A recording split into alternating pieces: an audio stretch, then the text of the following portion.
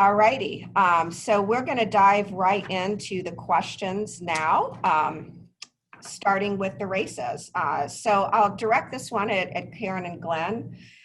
Historically, Arizona has been known on the national scene as a pretty reliably red state, with most of our congressional seats being held by Republicans, statewide offices, as well as both chambers of the legislature under Republican control. We've started to see a shift in recent years, and now we keep hearing that Arizona is a swing state. Can you tell us on a high level what trends may be responsible for this shift and how much of it is hype and how much of it is real? Glenn, I'll start, and then you can do cleanup on what if I say anything incorrectly. But it's no secret Arizona's been one of the fastest growing states in the nation with tremendous net in-migration. Some estimates are that we have had 600,000 people move into Arizona since the last election. Many of those people are coming from California. I call them the refugees coming from California, leaving behind a state whose economy is, really, marked by high taxes, high regulatory environment. And, it's not only the people coming here, but it's businesses coming here because of a pro-business, low tax environment. But with that comes significant changes in the electorate. We're seeing really a breakdown between our traditional, Republican Democrat state. It's now Republican Democrat and independent, almost split evenly, a third, a third, a third. And so in large part, those independents will determine whether or not Arizona is going to be a red or blue state moving forward. But as a result of that, a lot of money is flowing into the state to try and push us over to a blue state status. So, Glenn? Yeah, I would agree with all of those comments. And Suzanne, thank you for the very kind introduction. I really want you to introduce me wherever I may speak. And I really admire your work over the years. You were a building block to bring the chamber back, and you've done a great job with NAIOP. So thank you for the invitation today. I agree with all of Karen's points, but I'll add a couple of other things that I believe that are going on. You have some changes going on in both parties, and how those changes sort out may really impact our races going forward. While Arizona may be, I do think it now is legitimately a purple state. Take a look at our congressional delegation. You take a look at what's happened in Maricopa County. It's hard to dispute that there's been a shift and a pretty significant shift quickly. But I'll also say, in terms of the types of Democrats who win in Arizona, it tends not to be the Bernie Sanders variety. I'd say it's more the Bill Clinton in the 1990s variety, whether it's our senior senator, Kyrsten Sinema, or a number of years ago, Governor Napolitano. But I do think something that is going on that it's going to take some time to figure out how this sorts out is that you do see a migration of sort of working class voters without a college degree migrating from the Democratic Party to the Republican Party, and going the other direction, a number of college educated individuals leaving the Republican Party and going to the Democratic Party. So how that all sorts out is difficult to say. When you bring it back closer to home, right now, what that means is that you have, in my opinion, a presidential race, a U.S. Senate race, and state legislative races, and even you take a look at the Maricopa County Board of Supervisors that are all on a razor's edge. I'm a big football guy, flip a coin, and that'll probably give you about as best a guess as what's going to happen in November as anything that I will say on this program, unfortunately. Thank you. And Congressman Shadegg, I'm interested in your thoughts on how different is this election cycle from the ones that you experienced as a candidate? Well, first of all, thank you for inviting me. I appreciate the opportunity to be here. Suzanne and Phil. And I guess my answer to that question is, I think radically different, very, very different than the elections of years gone by, including the elections when I was running for Congress. And I would say it's different in a number of different ways. Number one, there is a more dramatic contrast on both the issues, one side versus the other, and the candidates, and I would argue the role of the media. Let me kind of walk through each of those. Everybody says that the election where I was first elected, which was the so-called Republican Revolution of 1994, was one of those change elections and presented the people with a choice. And it did, but if you compare that choice with the choice of today, it is, I think, striking. Back then, the Republican freshman class was trying to take the majority for the first time and did, and it was arguing for some pretty small ball things.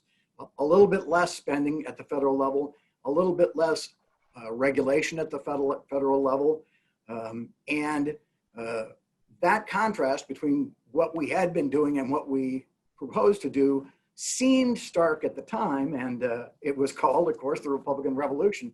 But when you contrast it with today, where, to be candid, we're fundamentally debating which direction we're going to go, democratic socialism, as articulated by Bernie Sanders and others on the left, versus a continued path toward capitalism or improving capitalism.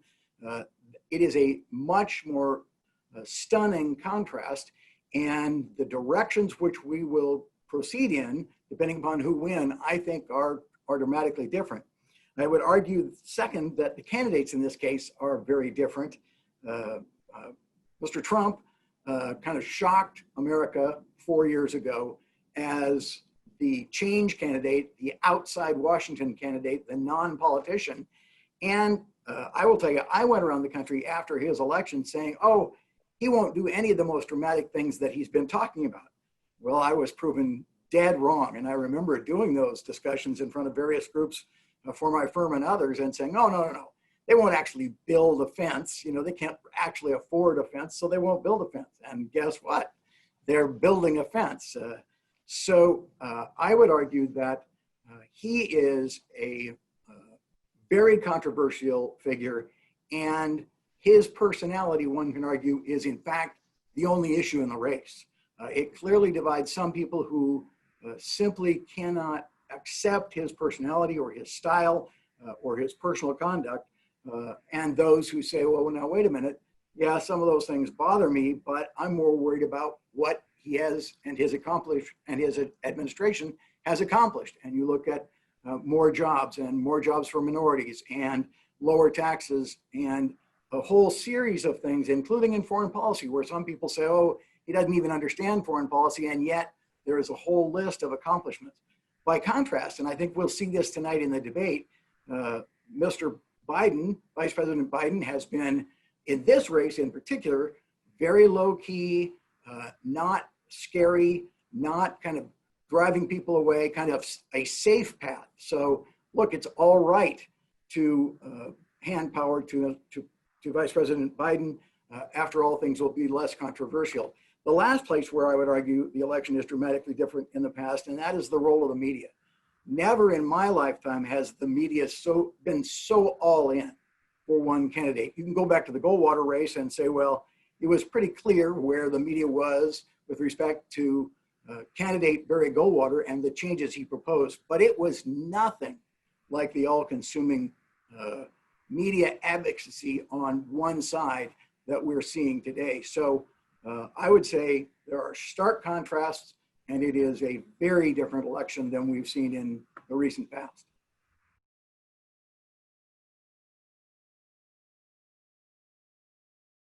Let's get into specifics a little bit more and talk about the U.S. Senate race, Sally versus Kelly. Glenn, why is this seat projected to be one of the most expensive in the country? Well, a lot of people look at this race as the race that will decide whether or not Mitch McConnell remains as majority leader or Chuck Schumer takes that spot. It's also, seen as a very, very competitive race. I would say that there's been a lot of public polls out there that have had Mark Kelly consistently up, but one of the things that has also been quite clear is that the trend is in Senator McSally's direction. So, this is a race that is tightening very, very rapidly. So that also encourages people on both sides to spend money on this race. I think there was a point in this race, and we've all lost track of time, but it may have been June or July, where I think Kelly had more cash on hand than Vice President Biden. I mean, just to give you a sense of how much money he's raised. And at the same time, Senator McSally, who has consistently been behind Mark Kelly in fundraising, I believe has been out raising all of her Republican colleagues. So, and I'll just tell you, it's very expensive to buy TV time right now in Arizona. So if you want an investment tip, if you can quickly get in and buy a media outlet in the state, regardless of where they are politically, you'll make a lot of money. And I also think that it was back to your first question, Suzanne. The state is a purple state. I mean, let's not forget what happened 2 years ago. Kyrsten Sinema defeated Martha McSally, but Governor Ducey comfortably defeated his opponent. So, and plus we had a few other Democrats win statewide for the first time in a while. So when you add in the stakes that are at play, and I agree with Congressman Shadeg's comments completely, that you have a 30,000-foot battle. As dramatic as 1994 looked or seemed at the time, it's small potatoes between democratic socialism, and Elizabeth Warren being the charge of the Department of Treasury. Think about that for a second. And a Trump administration that by and large has had a lot of more traditional conservative free market people in the ranks, that you add all of these events and you have what's going to go down as easily the most expensive race in Arizona's history. Yeah, thanks for those thoughts. So with it being so expensive, are we seeing a lot of those funds coming from out of state, from different national sources, or is it still more of local Arizona voters choosing to donate and participate in the process? Karen, you want to? All right, I'll jump in. Well, this, just to camp on a couple of the things Glenn said, this race, McSally versus Kelly, was anticipated to spend about $150 million. And that was before the SCOTUS nomination. Before the nomination, those dollars were split somewhat evenly between probably a third from the McSally campaign, a third from the Kelly campaign, and a third from outside groups. They have seen a dramatic uptick in outside groups trying to influence this election since the nomination. And so that $150 million mark is going to go up. The judicial nominations, as we all know, has been a priority of the president. And, this nomination was on his original list back in 2016. So it's, or prior to his election. So it should be no surprise, but as we're watching play out, it is just going to become a battle to the finish on that one. But as Glenn said, the trend lines are in Senator McSally's favor. It wasn't but a few months ago that Mark Kelly was 13 points higher in most of the polls than Senator McSally. But she has, as we all know, and as she touts herself as being a fighter, it's now a statistical dead heat. And importantly for Senator McSally, she holds a significant advantage over Kelly in the issues of most importance to the voters.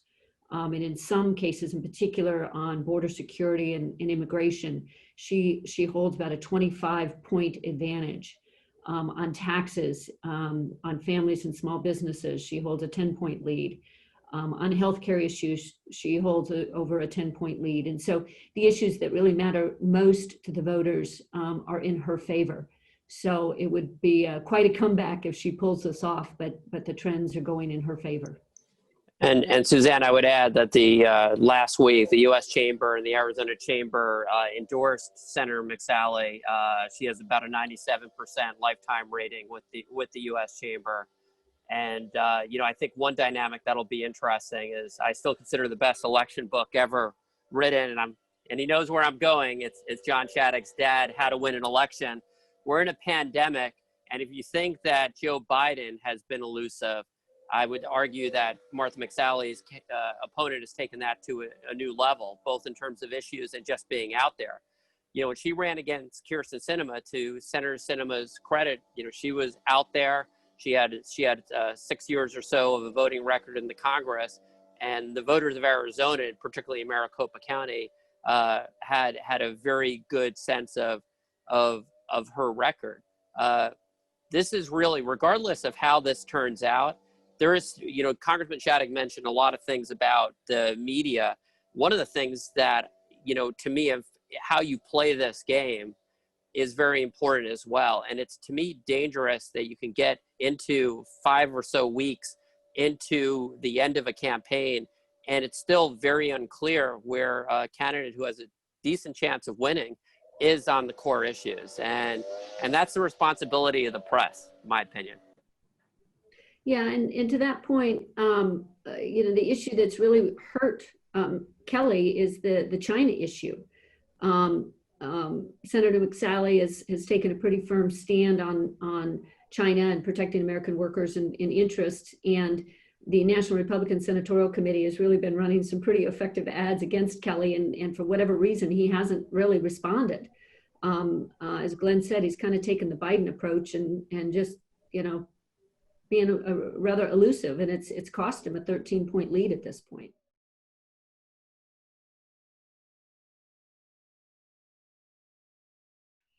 Let's spend a few minutes here a little closer to home at the Arizona State Legislature. I know there's polling taking place like crazy these days. We're all receiving phone calls, especially if we live in Legislative District 28 or a few others. How likely is it that Democrats could take control of the House or the Senate at the state level? Well, Glenn, I'll lead off on this since I'm currently the chair of the Republican Legislative Victory Fund. I have a vested interest on a number of levels, not the least of which is to protect a pro-business, low-regulatory policy environment in the state of Arizona, which I believe is primarily responsible for the strength of our economy, the position that we were in going into the pandemic, through the pandemic, and even coming out of the pandemic. Our state is strong. We are, a magnet at this point, as I said earlier, for people wanting to move here, both individuals and companies. And that's directly attributable to those pro-business policies, and our legislature is largely responsible for that. We've only had Democratic control of the state Senate, I believe, 2 years in the last 40 or 50. And so in large part, we take it for granted, and we can't. But to your question, Suzanne, the polls are volatile, to say the least. I'm now seeing polls almost on a daily basis, and one day you feel really good, and the next day we got a lot of work to do. And so it's going to be a race to the finish. But I feel cautiously optimistic, given the fact that the economy is always the number one issue for voters. Arizona's economy is on the right track, and so let's hope we can prevail and keep it headed in that direction, and not allowing these high tax and high regulatory policies filter into our economy. So I'm bullish. At this point, I'd say maybe I'm going to give it a 50-50 chance. I feel at the end of the day, I feel pretty optimistic. Let me put it that way.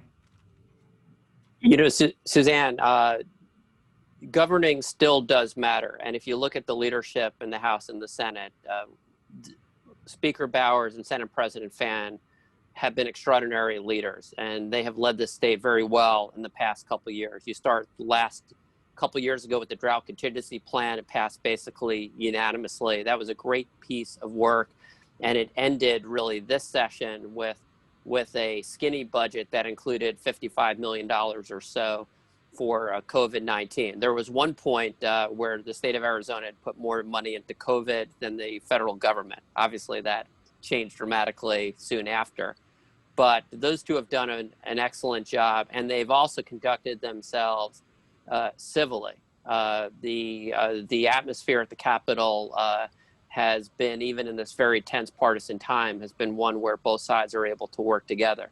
So I would agree with Karen. It's a jump ball, and it's a jump ball more because of just sort of national currents than the performance on the ground. If it was a performance on the ground, I'd put it at about 95%. But there's just national currents that we just don't know which way they'll blow.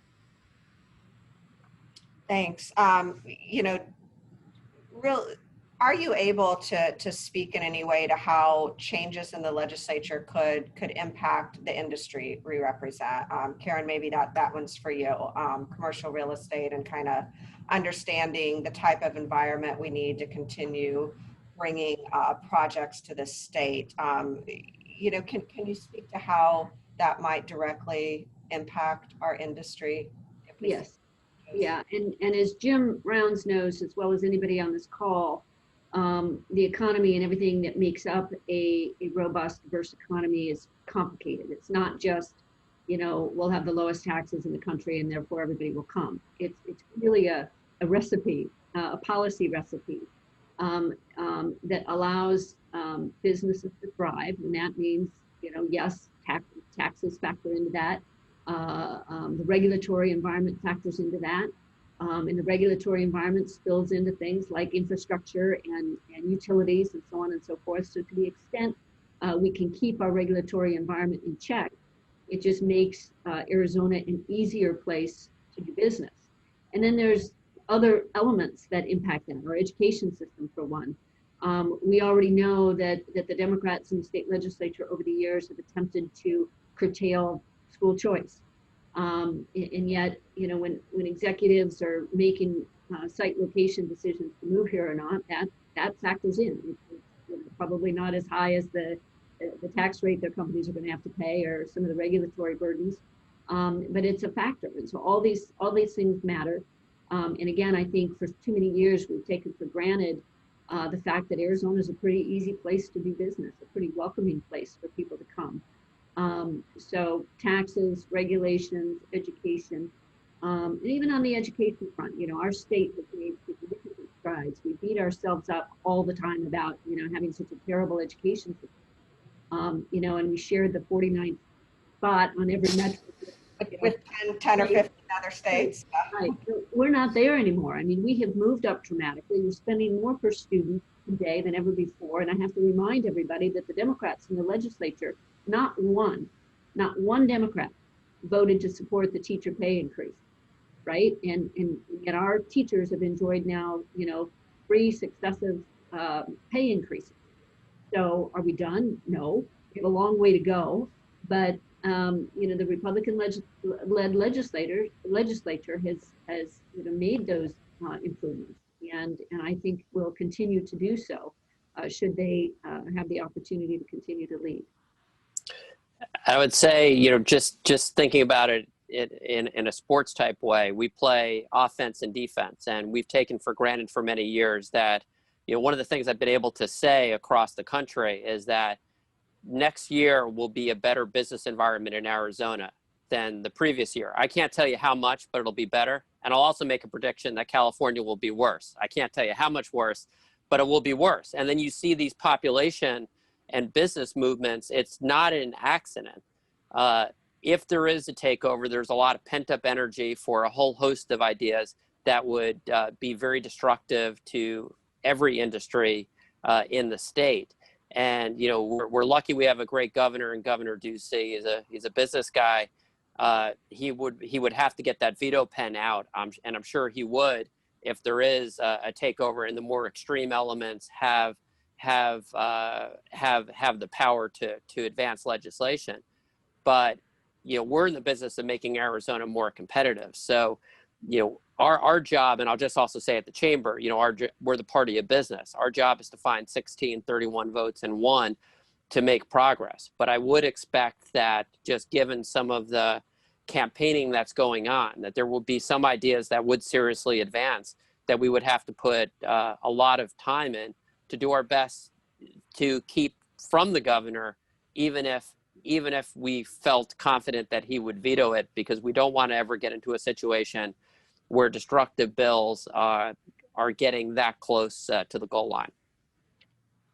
Yeah, great points. I spend a fair amount of time talking to my counterparts at other NAIOP chapters around the country, and as difficult as things can be sometimes here, I often feel a lot of gratitude after hearing what some of our other chapters are dealing with in California and Seattle and Boston and so forth that wouldn't see the light of day here.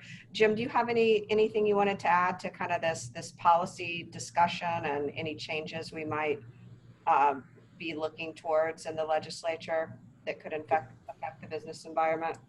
Yeah, and Karen and Glenn are spot on. And in terms of the industry, keep in mind very small changes in our rate of growth. I'm talking about a tenth of a percentage point in terms of the rate over a short period of time adds up to a large number of job losses, a lot of lost state and local tax revenues. And whenever you have dampened economic activity, it directly impacts commercial real estate. You're going to have you're going to have less office space, you're going to have less retail. I mean, it impacts everything. So like Karen was saying, that the economy is complex and everything is kind of intertwined.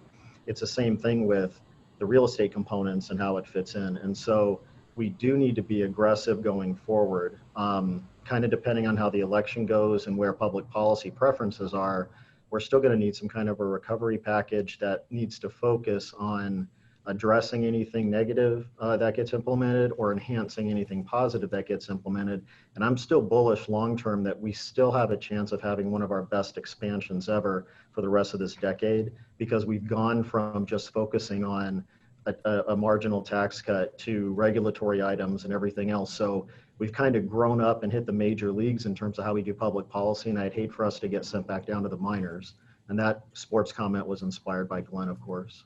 Well, we have a lot of sports fans among the NAIOP membership, so I'm sure they'll appreciate those analogies. Just to kind of round out this discussion, I'll combine a couple of questions into one.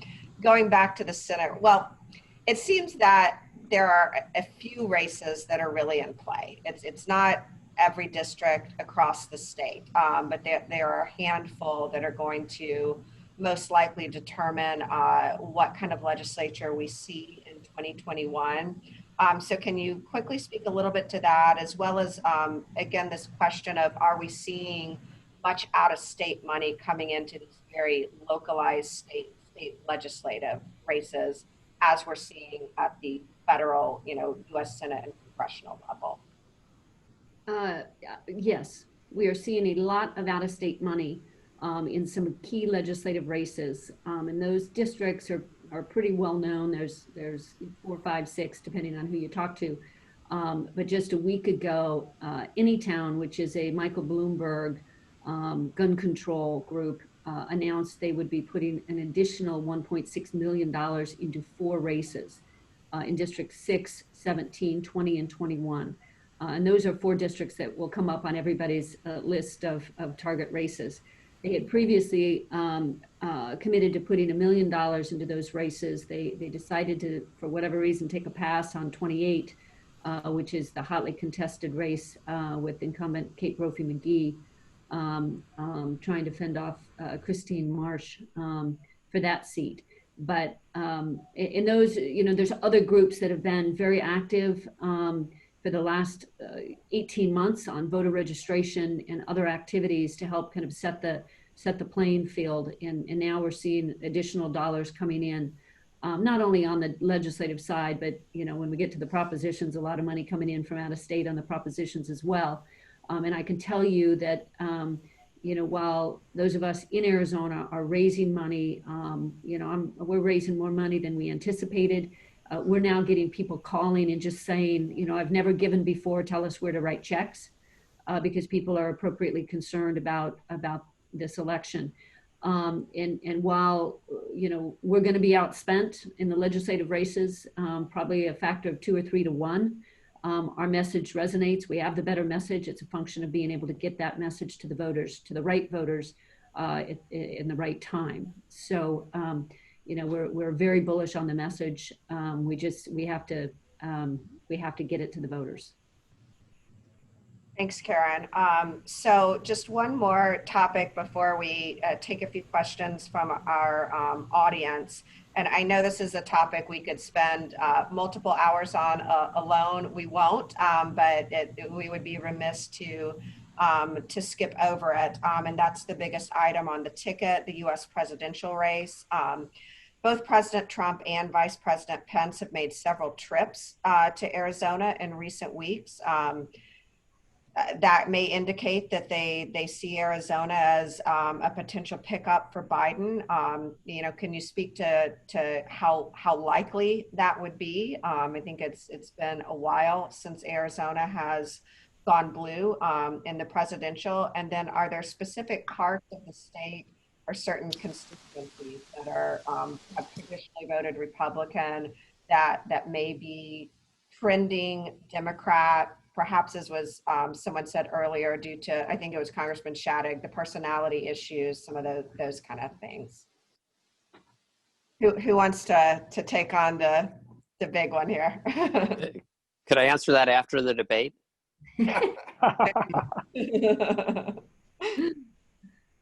Well, if nobody else will speak, I'll give you my thoughts. Okay, please do. First of all, I want to go back quickly to the last topic and just mention that the trends we're seeing in these legislative races are not pure accident. Everybody needs to remember that every 10 years we redistrict and reapportion. And in the last cycle, to be candid, the Democrat Party controlled that completely, and they mastered the process. They were excellent at shaping districts so that the Democrat Party growth would catch up over time and make districts more and more competitive, like District 28, or for that matter, the congressional district that then Congresswoman Sinema was able to win over. And those districts and how they are drafted are driven by the Redistricting Commission, and its composition decides whether that process is fair or not fair. And I would argue last time it was very carefully written or created so that Karen and Glenn have to fight much harder at the end of the cycle, which was that we're in the last legislative election, I guess, of this cycle. And it's because those districts were shaped to become more Democrat over time.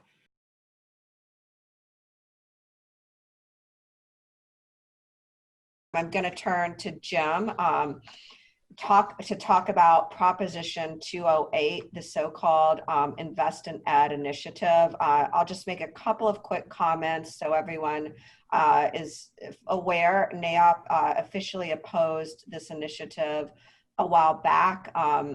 We had been hopeful that an alternative measure would be brought forward either through the legislature or some other type of coalition for a variety of reasons, including the fact that the legislature had to sine die quickly. That didn't happen. So we do have before us a very concerning measure. So Jim, if you could just start with giving us an overview of what Prop 208 does. Sure. So we have a progressive income tax system, and our top marginal tax rate is 4.5%, and this would take it up to 8%. The 8% would apply to incomes over $250,000 for singles and $500,000 for joint filers. But the messaging that I disagreed with the Yes campaign has to do with just the basic description, the common sense item. So, like, for example, it doesn't just impact 1% of the economy. About 90,000 filers would be impacted, which is about 3%. Well, when we're talking about jobs being lost, 100,000 jobs, or 3%, is a big deal. So I still feel like when we're discussing even small changes in who's being impacted, it's something we should be thinking about. About half of the 90,000 that'll be impacted are people that run small businesses. And that's the other one that gets under my skin a bit, being a small business owner and knowing how this works. Yes, it's true that you have pass-through income, but you're also paying taxes on the money that you keep in your business, the profits that you're going to be using to reinvest.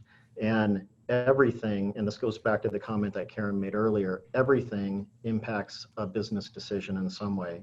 The regulatory environment, the top tax rates, things like that.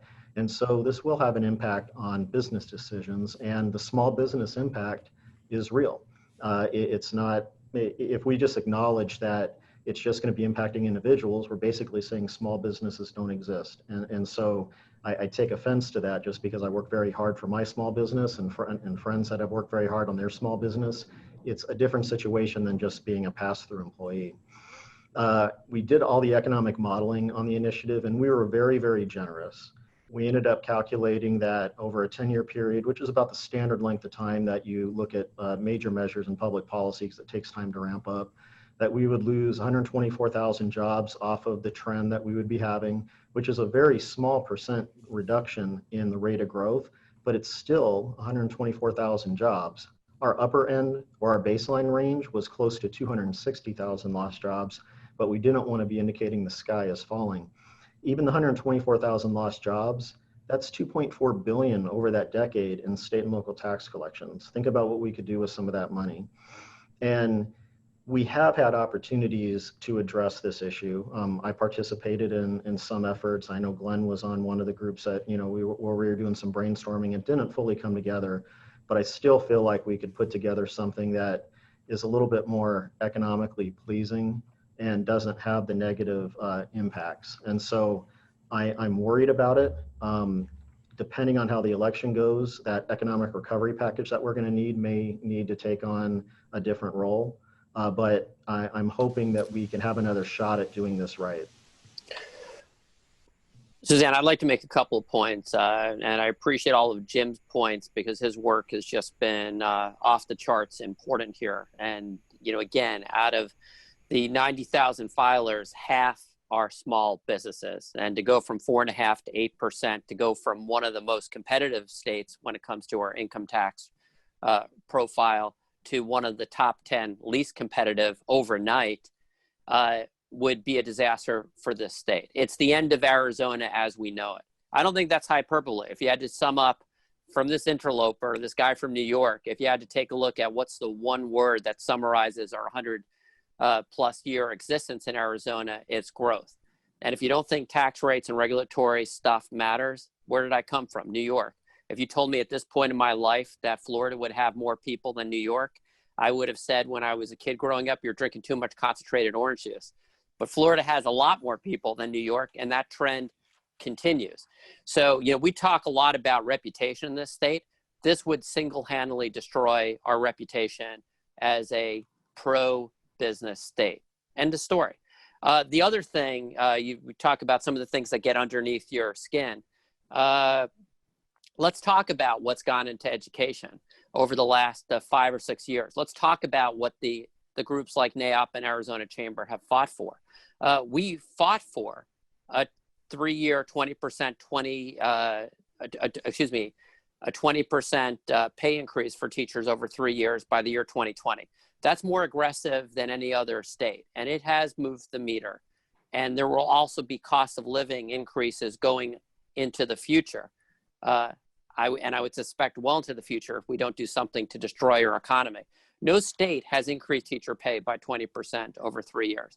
We've also added about 350 million or so, 400 million in additional assistance and other K through 12 education. What is that? That's $1 billion a year. That's not chopped liver. That's not nothing. That's a lot. While also adding some money to our universities, which I'm sure Regent Robeson appreciates, and our community colleges, because education does not stop at K through 12.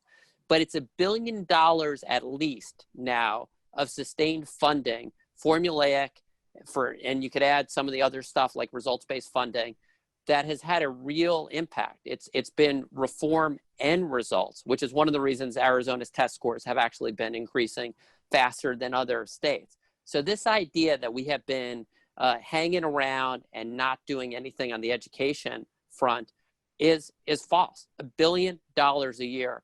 And we've been able to do this because we've had a growing economy, while, by the way, entering a pandemic with $1 billion in our rainy day fund.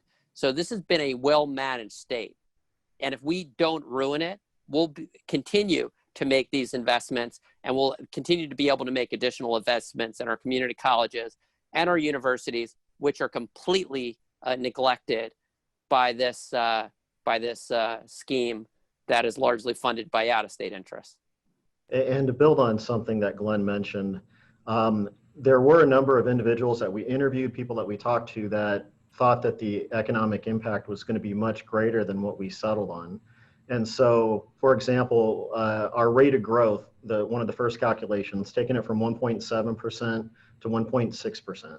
I don't think anybody would call that the sky is falling.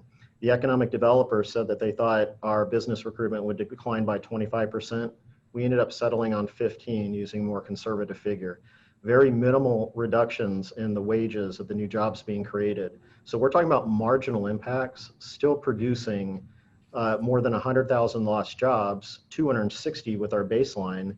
And we were being very fair and optimistic. If we plugged in some of the more dire scenarios, the economic impact would be so much greater. And so it's just amazing how public policy can really have an impact on the economy, because when something is done, if it's just marginally better than what we had before, all of a sudden we could be a top 5 state. If something is marginally worse, we drop to maybe 15 or 20. So economics happens at the margin, you're always taught, and public policy impacts everything at the margin as well.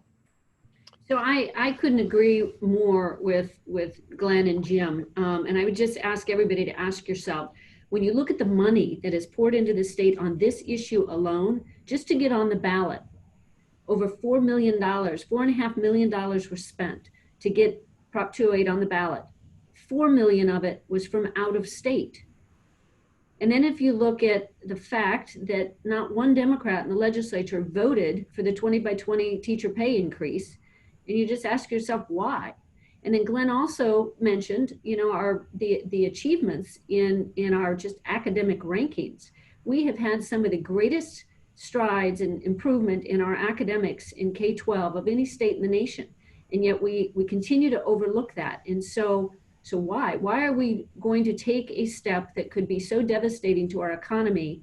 And we haven't even talked really about where the money's going into the education system. There's no accountability for where that money's going. Nobody's going to be held accountable. The initiative, as everybody on this call I'm sure knows, is voter protected. So to, you know, let's say we make a mistake, very hard to undo what we've done. And it's moreover not pegged for inflation. So people making 250,000 today, or, you know, the person making 200,000 or who aspire to make 250,000 will be caught in this net as they, you know, aspire in their careers. Yeah, thank you for bringing up a couple of very important issues, including the fact that the Voter Protection Act and the fact that any of these measures cannot be changed. Just a few questions to round us out, maybe kind of building on that a little bit. Glenn, I know the Arizona Chamber in particular has been very involved in initiative reform.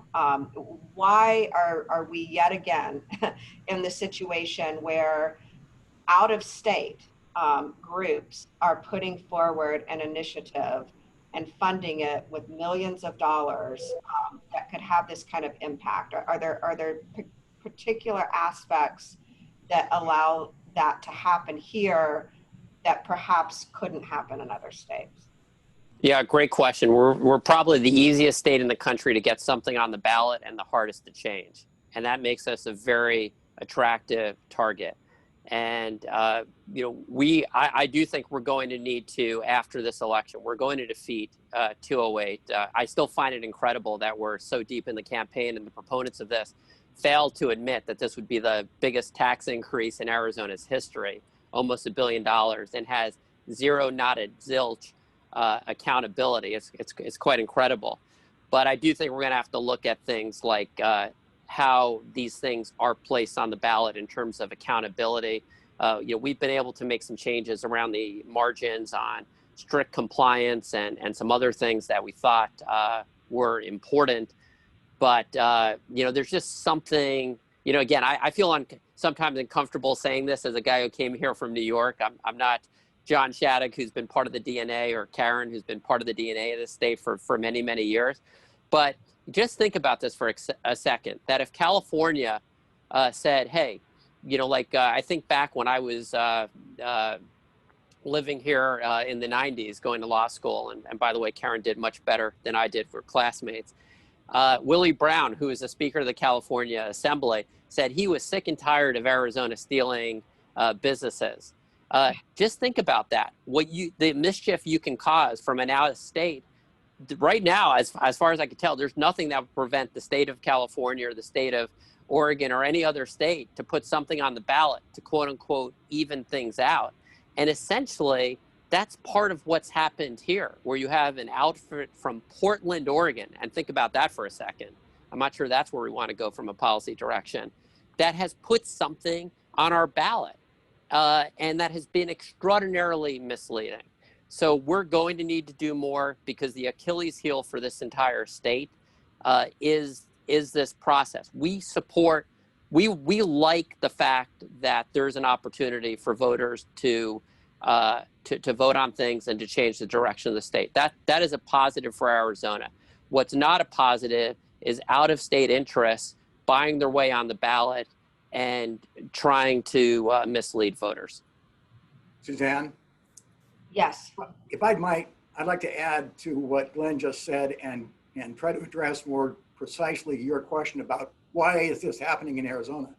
And I think it's important to understand some of the history. Arizona was a very populous state at its creation. Indeed, we had put in our constitution the recall of judges. Anybody that knows Arizona history knows we sent it to the Congress, they approved it, and the president vetoed it because he said, well, you should not be able to recall judges. So we took that out, our founders, the legislature, took that provision out of the Constitution, sent it back to Congress, sent it back to the president. He signed it, we became a state, and at the very next election, we put the recall of judges back in.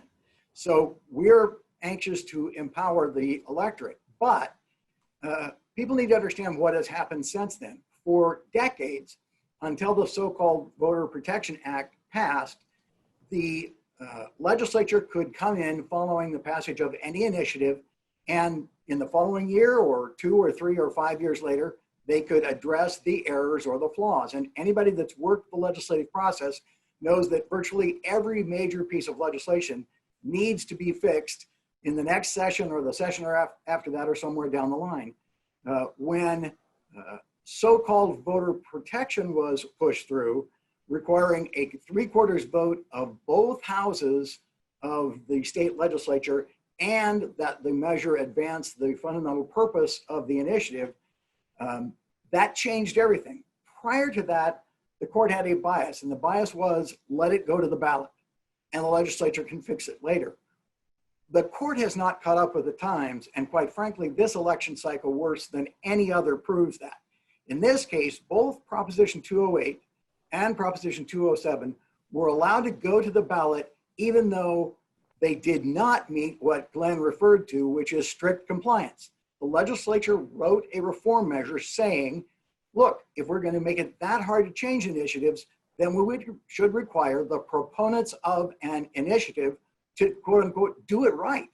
Make sure the wording is carefully crafted, not deceitful, and make sure the so-called 100-word summary, which does tell the electorate more about what they're proposing to do than anything else, actually is truthful and accurately represents the measure.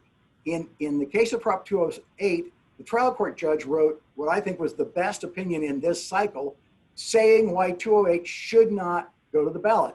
The Arizona Supreme Court, in my view, and I'm an admitted lawyer and they can come after me if they want, they grossly ignored the wording of the initiative versus the wording of the summary, and without so much as a legitimate debate, in my opinion, allowed Proposition 208 to go on the ballot. And in a minute, we're going to talk about Proposition 207. In both cases, a Supreme Court that had a job to do, a more important job than in days gone by when you could change initiatives. Now they have a more important job, and they didn't protect the electorate. They let this measure go to the ballot, even though the description was fundamentally flawed, as the trial court ruled, and they allowed 207 to go to the ballot, and it is chock full of misrepresentation and deceit. And in both cases, they were unanimous, and in neither case have they issued an opinion yet. So we don't know if they're going to overrule the guidance they gave in the prior case, which said neither of these should have qualified for the ballot. But the answer is yes.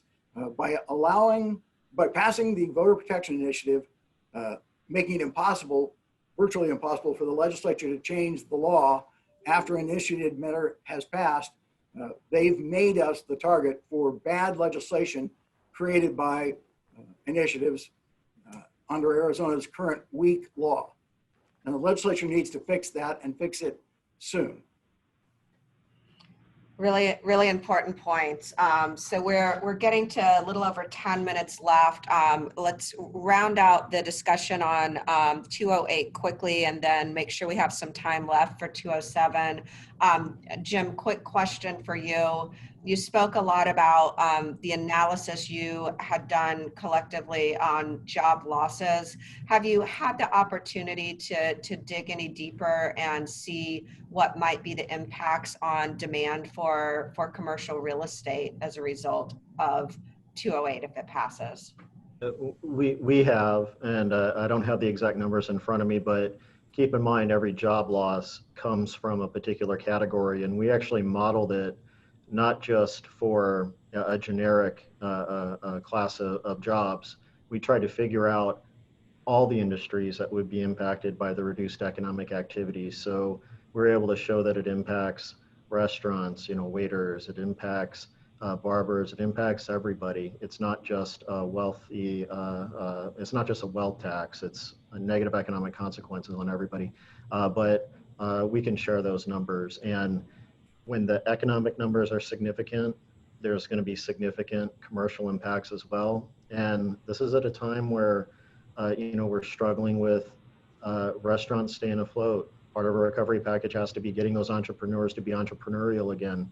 Office, we might see less square footage used with businesses going forward. So when we talk about the broader economic issues, there's challenges for commercial real estate, but there's also great opportunities. Again, this is a place to be, in my opinion, long-term, if we keep implementing good public policy. Great, thanks, and we'll get that information out when the analysis has been complete. Final question we had coming in from the audience was, this sounds kind of daunting. There's been a lot of money coming in from out of state. Do we have a sense of where things stand now? Has there been any recent polling done? What are our odds of defeating this measure?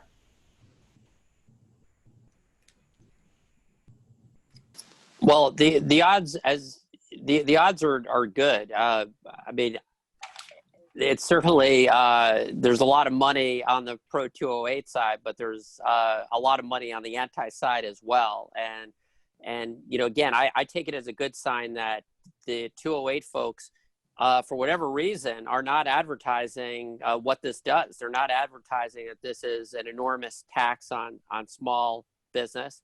It doesn't touch corporations, so Apple won't pay a penny more, which seems just a little bit odd that we would have that discrepancy. They're completely fabricating accountability. There's zero accountability in this. And the messages against this are very convincing. So, you know, I feel, I think that while Arizona may be a purple state, we're not Vermont. And the idea of passing something that is going to give us one of the highest income tax rates in the country and devastate small business is something that I'm still pretty optimistic will not occur in November. Thanks, and that is a great segue to the final topic. Again, as a reminder, if anyone in the audience has a question, please go ahead and type that into the Q&A. Glenn, your comment that we're not Vermont, you know, 4 years ago, we had a legalization of recreational marijuana initiative on the ballot. And I believe that we were the only state that defeated that. Congressman Shadegg, why is this back? And how is this measure different from the one that Arizona voters rejected? I believe it was in 2016. Well, Suzanne, thank you very much. And it was defeated in 2016. In part, it was the high dollar campaign, or at least one of the high dollar campaigns 4 years ago in 2016. This year, because of the importance of Proposition 208, this is kind of taking the back seat. I want to begin my remarks by saying I agree with everyone on everything they said, saying how dangerous Proposition 208 is for the state. I think all of us agree that we want to improve school funding. My wife is a teacher. Both my sisters are teachers. I have nieces and nephews that are teachers. So I'm all for education, but I think they just got the structure of 208 wrong.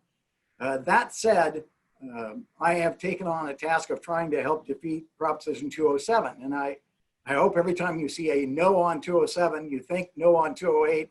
And every time you see a no on 208, you think no on 207 and vote against them both. The initiatives are both somewhat dissimilar, but very much alike. On its face, Proposition 207, this year's version of recreational marijuana, proposes to be just that, kind of a straightforward, well, let's let adults use recreational marijuana. It's time, it's going to come anyway. Gosh, this shouldn't be that big a deal.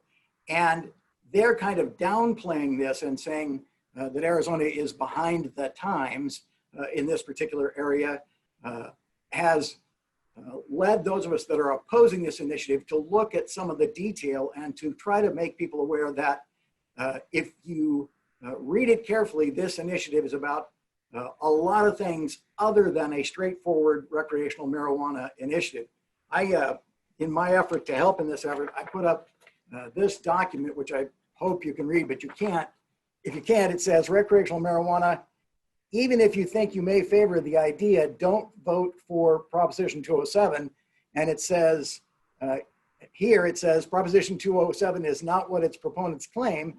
And then there's 3 pages of detail about what's in the initiative that nobody really realizes. So let me begin with one. I've been working on this for quite some time, and my firm handled the fight to have Proposition 207 thrown off the ballot, which, as I just revealed, we lost, of course, and the Supreme Court put it on the ballot. I was talking with a friend, and he said, well, John, don't worry about it. If you lose the legal battle, you can just go get a marijuana license yourself and make a lot of money.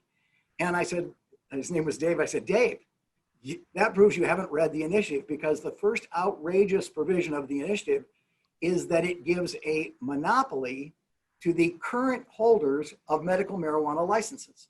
So instead of creating competition in the recreational marijuana field, which would at least have them checking each other, the proposition, by the number of licenses, it does 2 things. It limits the total number of licenses, at least at the outset. And then it says, stunningly, that state must issue that initial set of licenses to the existing marijuana dispensary license holders, medical marijuana. So number one, it creates a monopoly for them. And that's just the beginning of a pattern where the authors crafted this in a way that favors themselves. There's been a lot of discussion about out-of-state money coming into Arizona in this cycle. In this cycle, there are 3 large marijuana growers, producers, and sellers in the country. And those 3 large producers have funded the entire battle. They've already put in more than $6 million, between what they did to get it on the ballot and then what they're doing in their campaign to make it happen. Although on the face of it, it claims that it limits marijuana, it in fact allows unlimited commercial activity, and many people believe that's because its proponents want to make Arizona kind of the marijuana center, growing center, or cultivation center in the country. In addition to the monopoly that it creates, it plays all kinds of games with taxes and with public policy. And I'm sure Jim, if he's looked at it, would be probably as crazy about this as he is about Proposition 208. For example, it imposes an excise tax on marijuana sales, and then it writes that that excise tax can never be raised. Now, I hit the word never because that's what it says. The proponents of this initiative weren't happy with the Voter Protection Act because the act, I would argue, is so bad, and so many in the Arizona legislature would oppose it, that it might in fact get a 3/4 vote to raise the tax because it's going to be so costly. And they didn't want to risk that, so they didn't leave themselves subject to the Voter Protection Act, which requires a 3/4 vote, and advancing the measure, they wrote into this initiative itself their own language that says the excise tax can never, ever, ever be raised. The next thing they did that was very crafty and slick, and I have great admiration for the lawyers who did this, who I don't think are Arizona lawyers. The next thing they did was to tie the Arizona tax to a federal tax. Now, there is no federal tax right now, but they must have been listening to Nancy Pelosi when she recently said, well, it might be time at the federal level to pass the marijuana tax.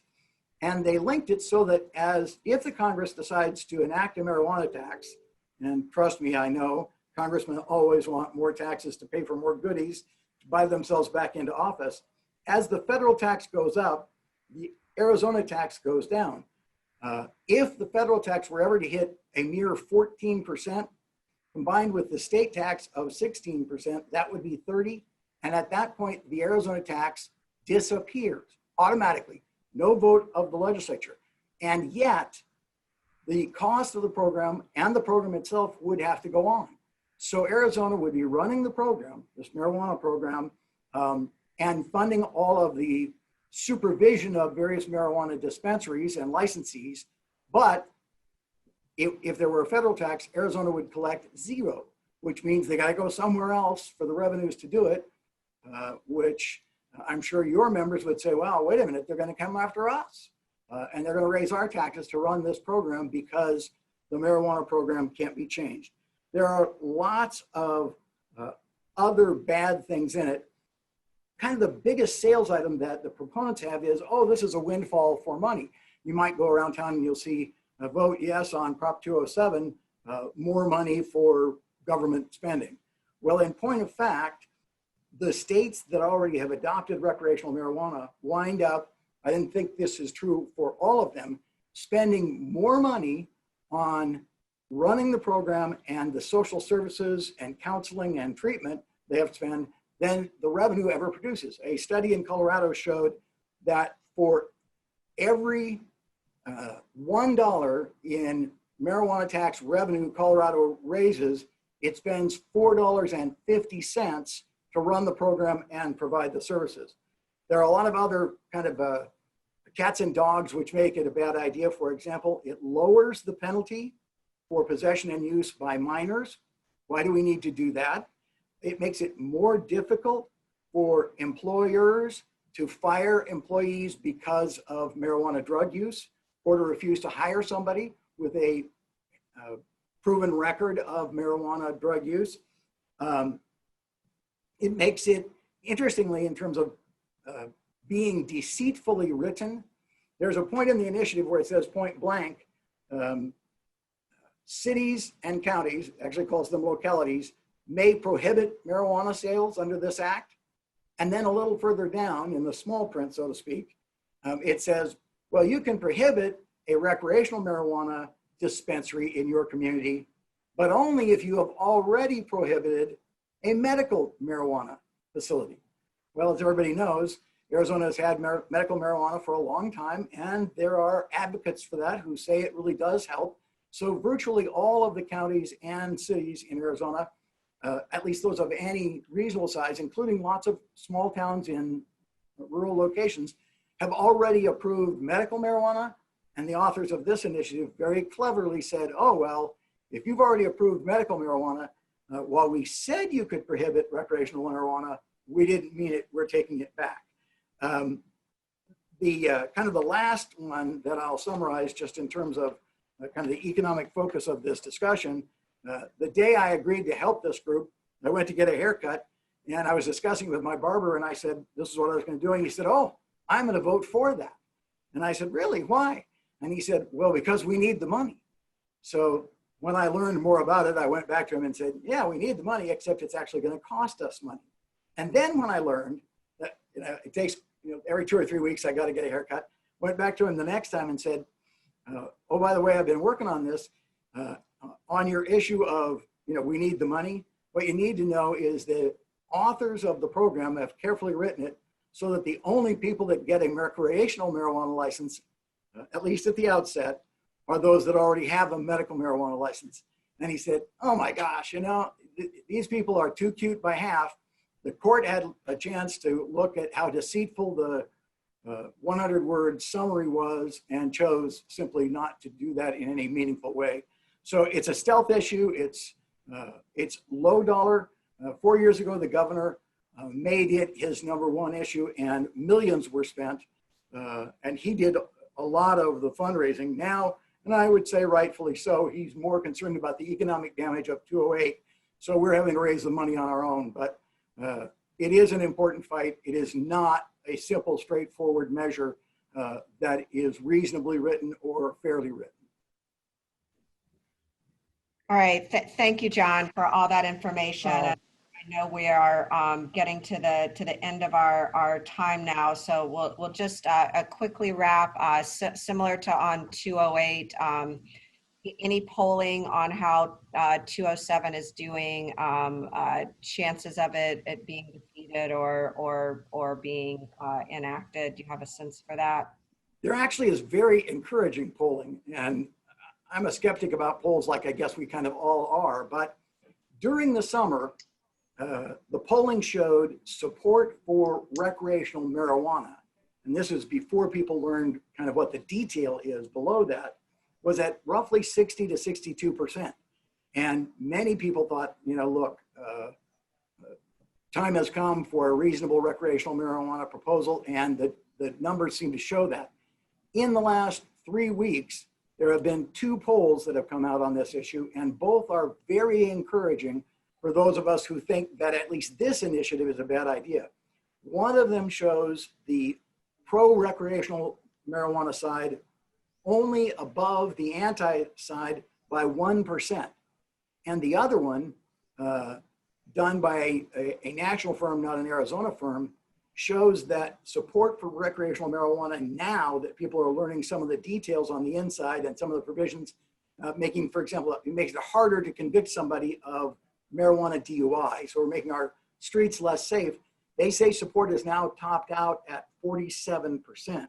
In part, it's because many, at least some groups who favor marijuana or favor even recreational marijuana have now decided they don't like this initiative because its proponents cut themselves too good a deal or because they don't like where the money is being spent.